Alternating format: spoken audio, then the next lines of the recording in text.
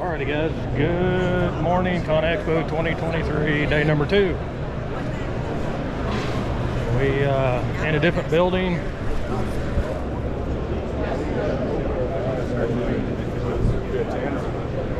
Still make money on it.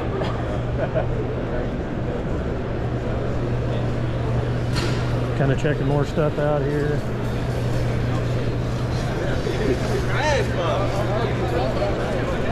That's nice. This is going to be a lot of ground engagement type equipment stuff in this building. I think Takeuchi has a booth in this building. I think we'll swing by there.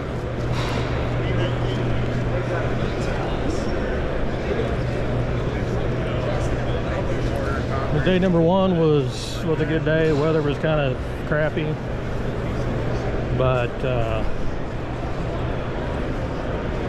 I think it's supposed to be kind of crappy again today. So we'll kind of see how things do, but we'll check in with you periodically. Well, ran into this.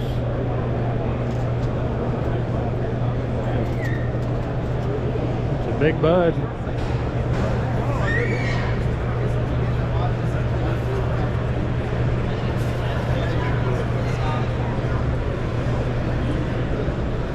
Oh. People have so many problems. No, I like it. Yeah, it's very fun. I've got a room for it.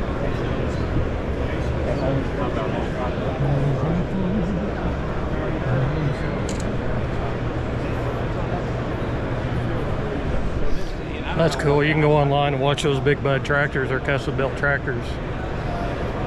This looks like a newer one. Can't hardly tell, but anyway, they've been around a long time. They were the big horsepower articulated tractors before any of the other manufacturers really was doing much with them. So that's cool. There's no other method or no other switches or modes. People just determine and see that there's something in the way. A little bit of robot action. That he can step over it and he'll just get over. So we also have what's called optimal modes. We've got Tom sitting in the chair here. We might push the animal forward, come straight back. We're not going to run into Tom's here. He's going to stop as he gets close. So as you can see, I'm still trying to tell him to go back. And he'll stop and say, I'm not going to go anymore because I see something. So we push forward, same thing side to side. What's a little unique about our animal is that he'll actually sidestep on different things that are about 13 inches or less. So he can sidestep and do the same maneuver here. It says, nope, there's something right there, I can't move anymore. Right? Now we can turn off obstacle avoidance if we wanted to get closer. However, it's dangerous to put it up in front of people, so I'm not going to do that. So we've got a different operation for the control of the animal itself. We can also independently control the camera system. So if we want to do an inspection, we can do so. We can use the HPC remote, we can use a laptop, or we can use a cell phone or a tablet in order to control the animal itself. So what's incredible about this specific animal, this specific quadrupedal robot, is that he's industrialized. So he actually will resist external forces. So if we grab him and yank him around, he wants to correct himself. So there's always a tipping point, but in this case, he tries to stay up as much as he possibly can.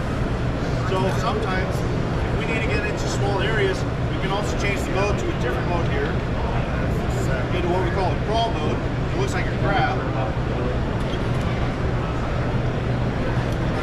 We can get him into smaller areas. So the other unique thing about the animal is that he's actually waterproof down to 9 feet for 90 minutes. So, not that he does any good scanning or cameras under murky water, however, he survives that environment, and that's kind of the whole idea. So if there's a hazardous leak, and maybe we have to go in and do a decontamination process, what's going to happen is we can actually clean them off and reuse them. So a lot of the other robots that people use in industrial environments, say in a nuclear facility, they'll send in $1 million robot for a one-time use. That's a pretty big expenditure for a single time use to get some data back. So the animal, we're able to go through a decontamination process, go through and get it cleaned off, and then resend them back out to do another mission. So now, for a quarter of the cost, now I we're got resending some pictures. That was pretty cool. I bet that's nice and cheap. Now we'll look at some talk stuff.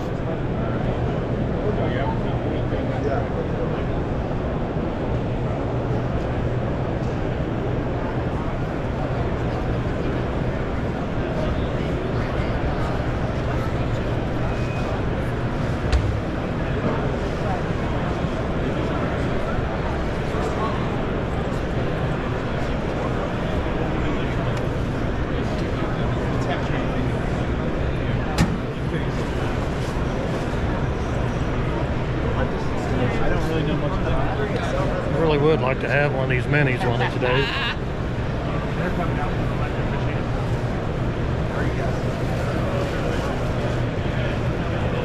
The 240.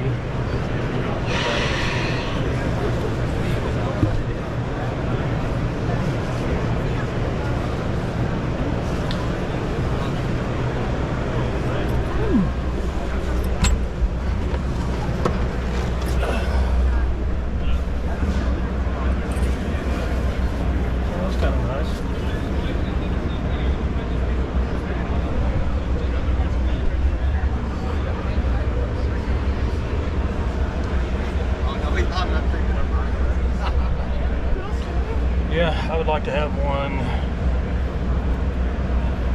I don't know, this is a 240, a 260 would probably be a little bit better for what I do. But this wouldn't be bad at all.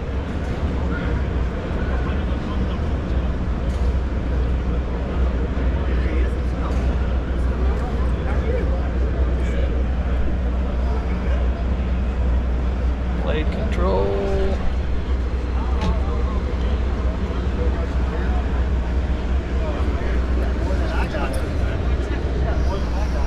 Yeah, all in all, it'd be all right.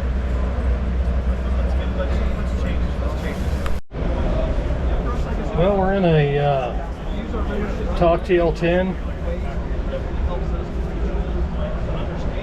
This is a size that I would like to have, really.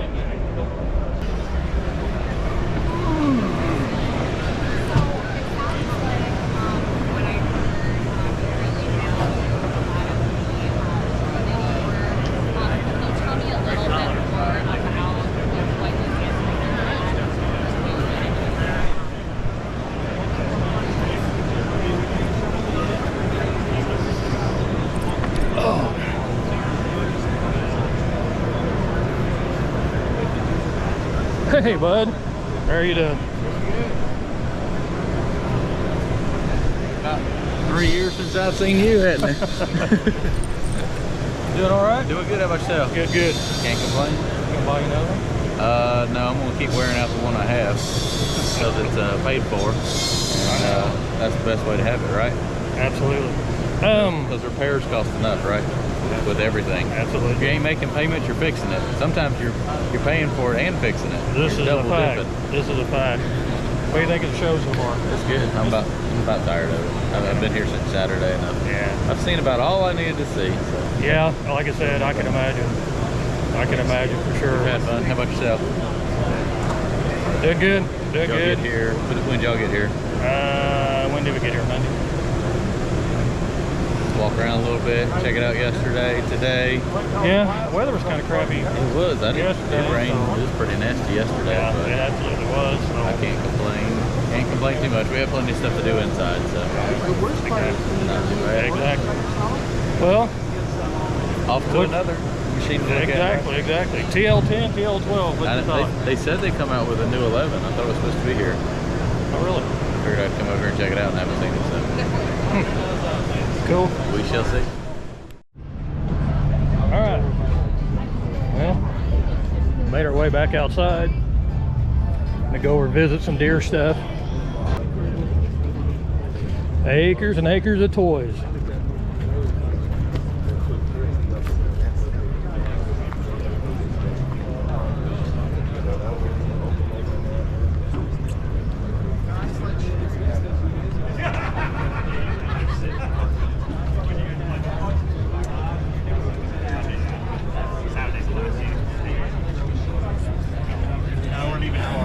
That dude's got some reach on it. It was crazy yesterday after the first day of the show. Looks like a tree antler.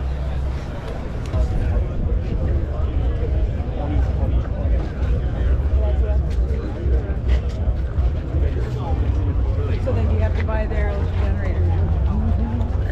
Making our way through the crowd.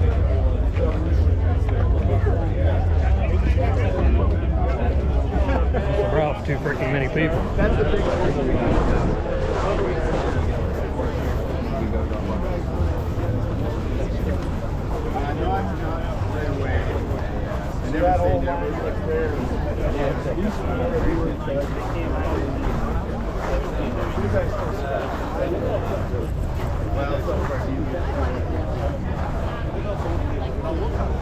Man, deer went a hole out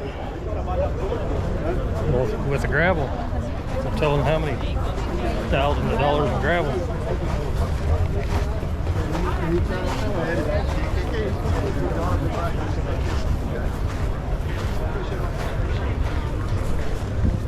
Wheel loaders.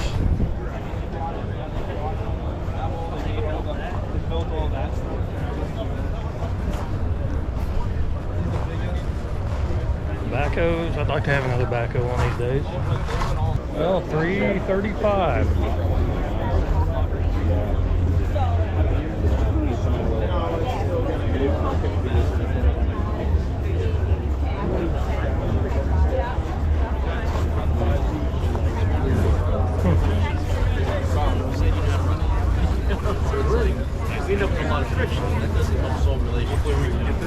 I don't know a whole lot about deer stuff, but I thought 333 was the biggest that they went on skid steers, so this may be something new. So basically, See, there's a 333 right there.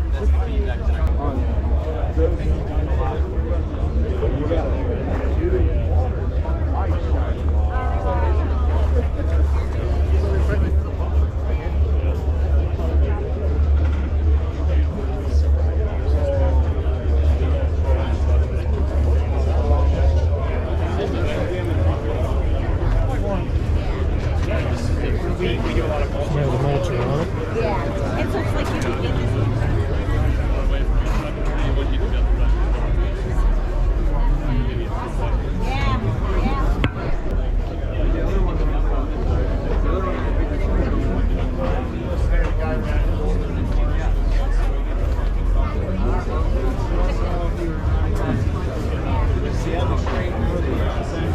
Well, that's a big old boy here. I think it's a 1050, I believe is what it is.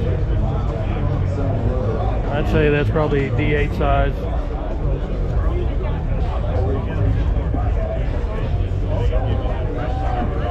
Close to, anyway. I don't know my deer stuff that well.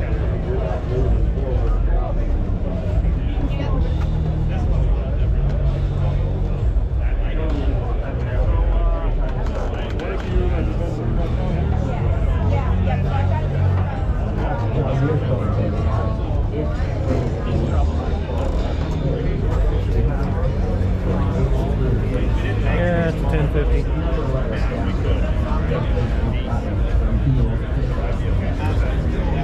Be fun to play with.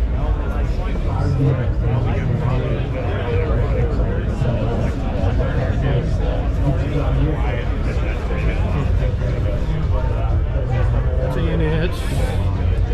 That's a different kind of system there, as far as tying the blade in together, so it's not flopping side to side. I've spent way too much time in there.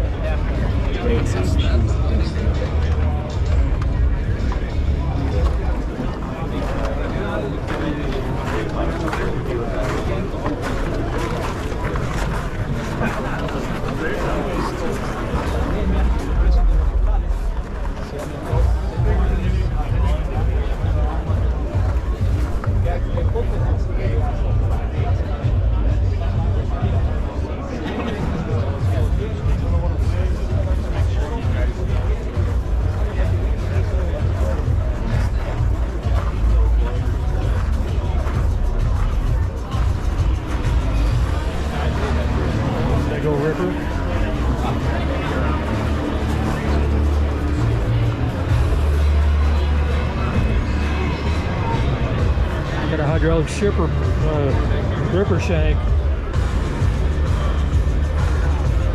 Pin's hydraulic actuated.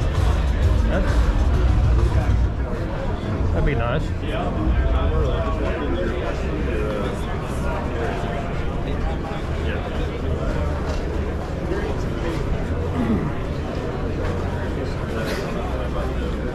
Big old girl.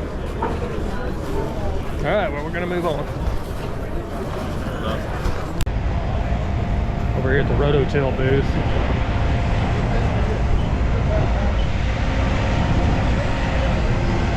That's a Liebherr excavator. I think it's quiet.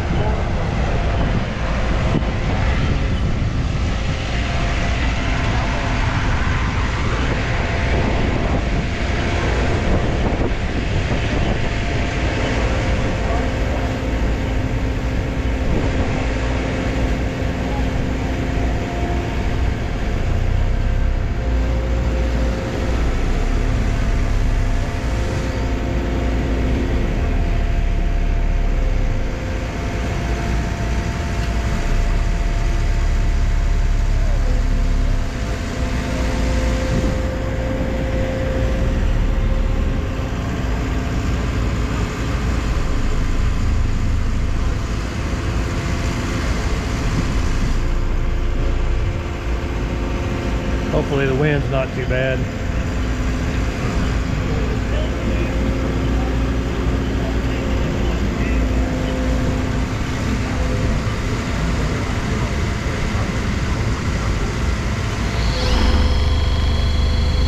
Plate compactor.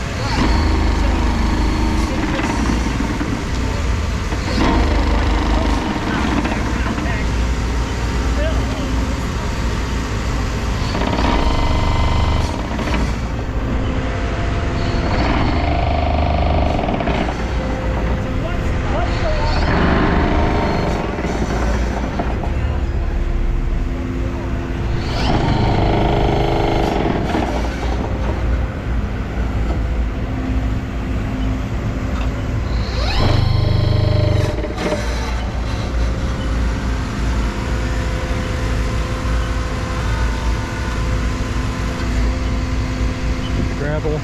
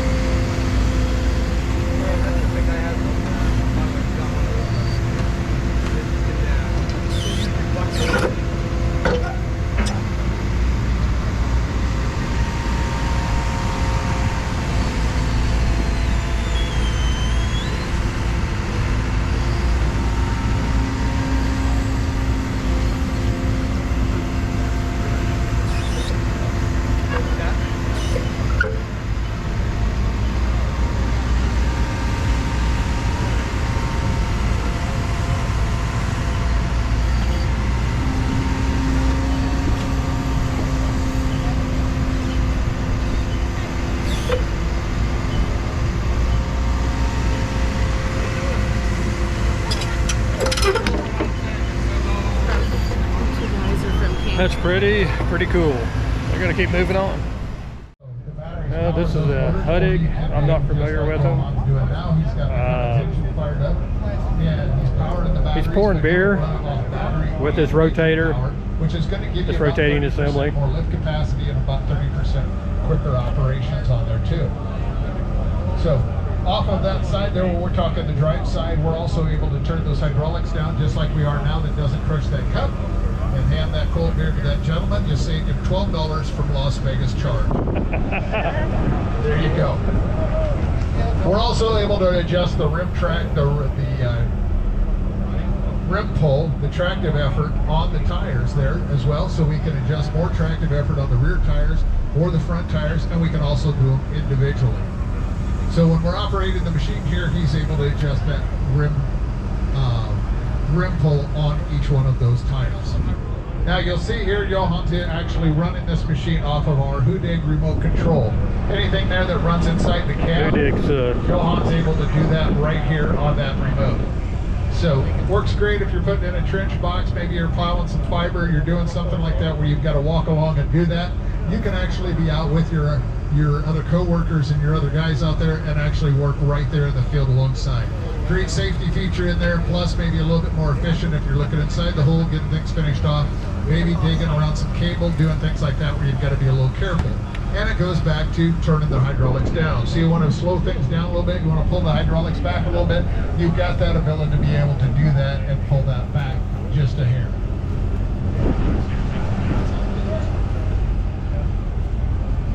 So using that, the backside, we call this the work-in. This is actually the equivalent of a 13-ton excavator. So we've got some Caterpillar paint vans out here. You're basically looking at a 313 excavator is what you're looking at. On the front side, when we're talking about Cat, you're looking at a 930 wheel loader. So it's a very robust machine. This machine here, we set up with a 13-ton. Like I say, you'll see just a slight bend in the boom. We've increased that bend in there to give us just a little bit more reach, be able to reach out there and being able to unload, get up over that dump truck, do anything like that that you would do with a 13-ton machine. Now we run roto tilts on all of our machines, so this roto tilt one has actually been changed on the bottom half to fit the Vancer specs, which we run cat power. Just unscrewed the we're lid. running a cat Vancer or a cat linkage underneath that side. So you're able, anything that at home there that would run off of that linkage of your 313, for example, you'll be able to run those attachments off of this machine. Pouring his beer Being able to adjust those hydraulics just like Johan did, so we can pour that beer and grab that cup, is cool when you're running everything from a brush cutter to a grapple to a post hole digger, whatever you want to run on that side there, makes it very versatile. So when we're talking about a 313 and 930, you're essentially looking 4 to 5 machines in one. With being able to turn these hydraulics down, you're looking at an excavator or a small skid loader, as well as a backhoe, wheel loader, and an excavator. So all of those things there to set on a triple axle trailer, put it on a pedal hitch, pull it behind your dump truck, you're saving yourself taking a lot of machines out to the field. Then add the fact that it is fully hybrid and you can run off battery power and not use the diesel. 3 different versions of the Hoodig that you see down here.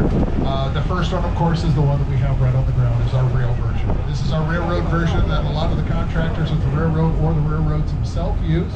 Very effective in there, and they like that fact that they're using several machines in one machine when we're out on ramp. They've also got what they call the cable, which is the utility version of the Hoodig, exactly like this, only it doesn't have the rail gear, and your construction. So you've got your construction Model 2 that doesn't have the rail gear as well, and it's got certain features for the construction side. So you've got your 3 main models of your Hoodig in there, and then you've got your Tygon, which you're seeing here, your full hybrid, or your 1370 that you're seeing right over here on the poster there. That yellow one is full Cummins power with a hydro unit. Airflow just a little bit on the air conditioning side, as well as the ergonomics of the seat. And the speedometer dash, that little cluster there has been changed just a hair, but you're going to be running everything really off of what I call that iPad looking device, which is your control panel there on that side. That control panel takes it to where you can adjust your hydraulics on the fly, you can adjust your tractive effort on the tires on the fly, and you can do everything while you're moving there. Another feature that you've got, a lot of you folks that are running your machines there, you've got what they call like E-fins, or some boundaries. How high, how low you want to go, left, right. This is very easily plug and play. You can plug that right in with that little controller there and set your E-fence accordingly. So you want to go so high or you want to go so low, whatever you need to do there. So it makes that work very effective. Once again, if you're in a residential area, not only do you have the noise restriction where you can turn this down, run off of the batteries, but you can also set it up where you've got that so you're not overextending and getting into the wires or into that residential neighborhood. transport. Maybe it's even like this one here, be working on rail, where you've got maybe a MARTA line or an Amtrak line or something like that, where you've got overhead or a third rail scenario. That's cool. So not only is That's a cool it railroad, concept. it's regular construction, I don't know anything about and it. also utility side. With the tractive effort that you can adjust on the tire side, it works great for plowing fiber. When you're pulling fiber in, anything like that, you've got a little slippage. Maybe it's harder on the top side than it is the bottom side. You got hard surface up there.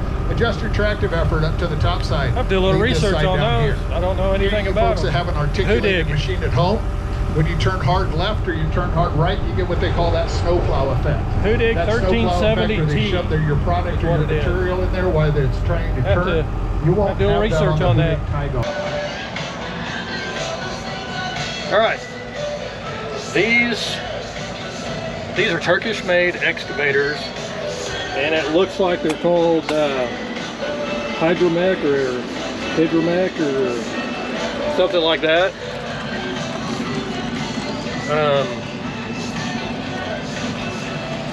Definitely different. I had to put my media mod on because the wind's blowing real bad. I'm hoping you're able to hear me.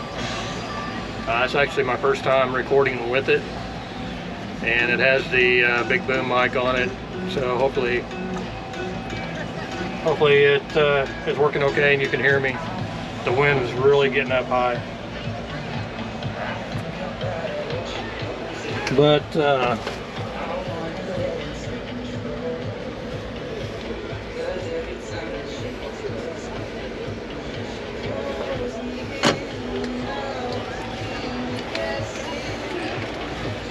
yeah, it's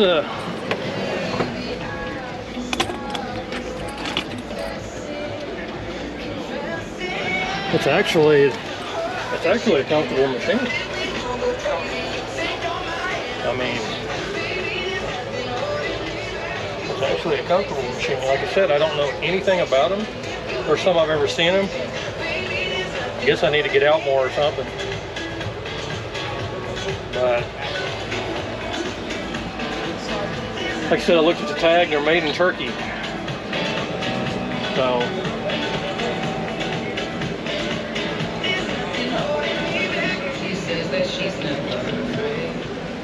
anyway.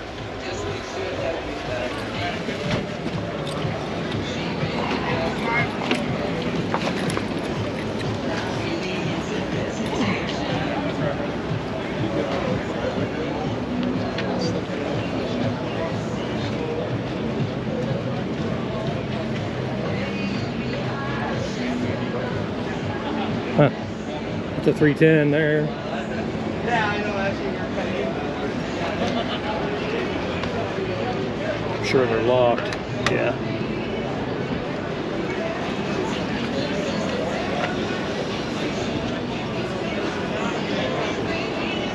Kind of a different critter.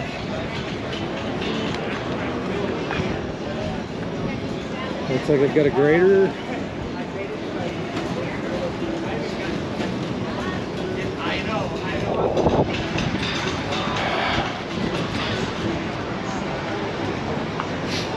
They have a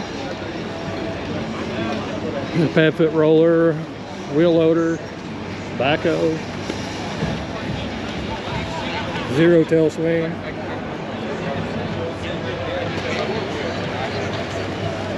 Huh, very interesting.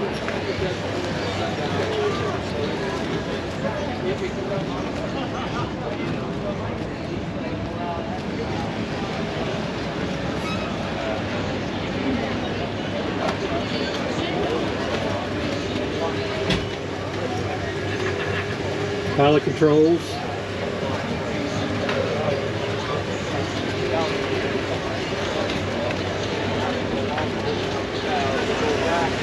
$99 horsepower, 100 horsepower.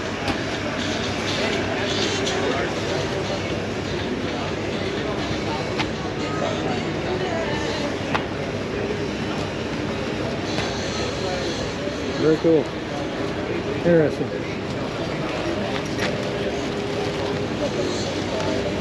Pins hopper attachments.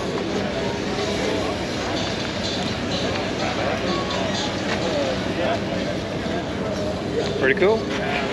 Spacecraft in the air, so people try to buy it out. I heard the cat booth.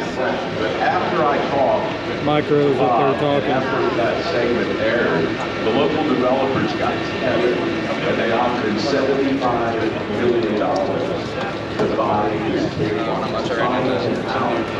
And this guy, Bob Combs, asked on $75 million, you can Google it.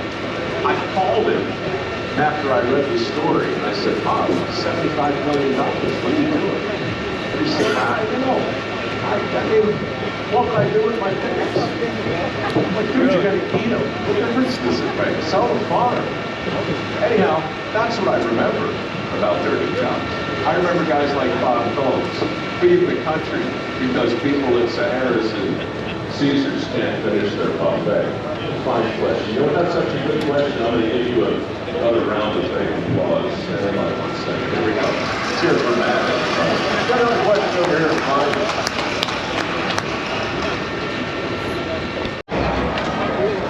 All right, guys. Well, we're at home base here.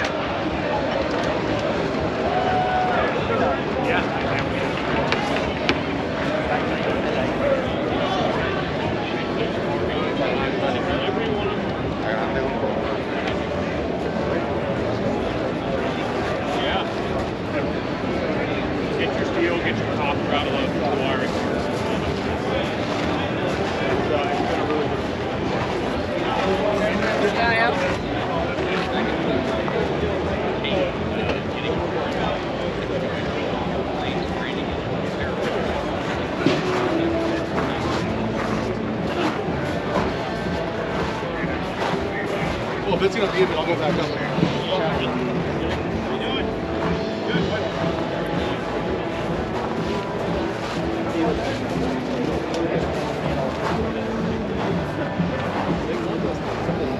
It's a 210.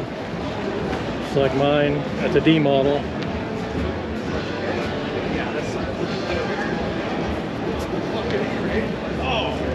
Oh, it feels good.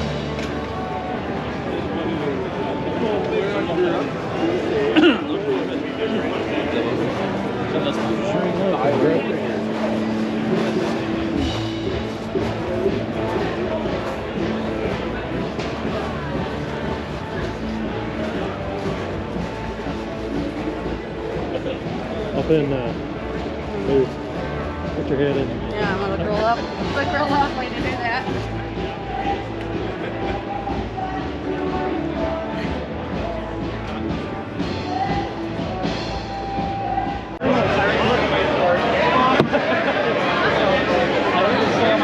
This is a no bull challenge.